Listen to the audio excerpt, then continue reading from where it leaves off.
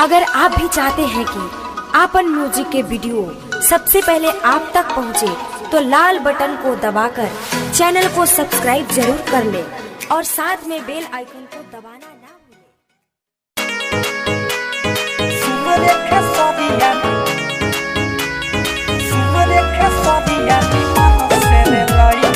Music by DJ Sumit.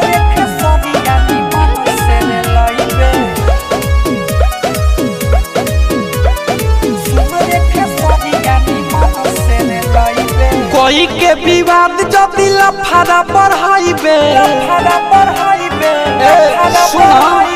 कोई के विवाद जो दिल फाड़ा बढ़ाइबे, बहवन भैया से लड़े नहीं पाइबे। सुन रे खेसरिया निमन से रे लाइबे,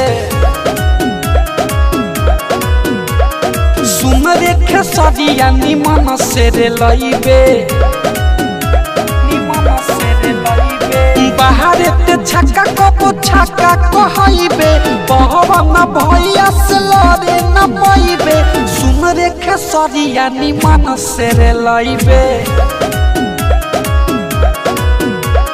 सुन रे खेसरिया निमन से रे लाइबे, निमन से रे लाइबे।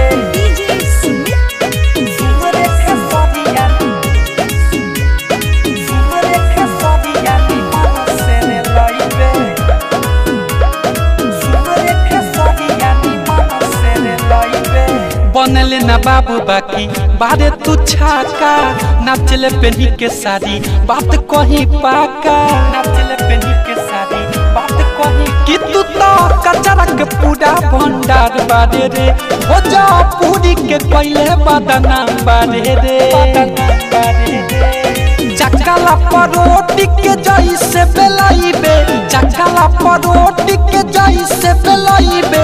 सुन रे खेसरिया निमन से रे लाइबे, निमन से रे लाइबे। सुन रे खेसरिया निमन से रे लाइबे, निमन से रे लाइबे।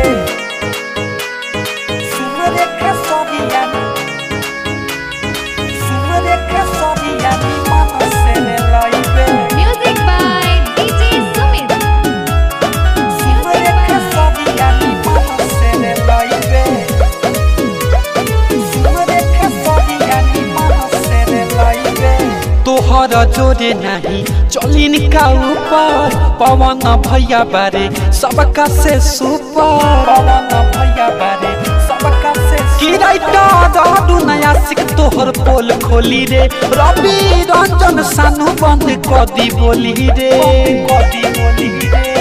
थोड़ा जी किशोर से जब टकराइबे, रामुलु दाना जी से जब टकराइबे। सुन रे खेसरिया निमन से रे लाइबे, निमन से रे लाइबे। सुन रे छक्का निमन से रे लाइबे, निमन से रे लाइबे। सुधर जो बेटा ना तो पता चल जतौ।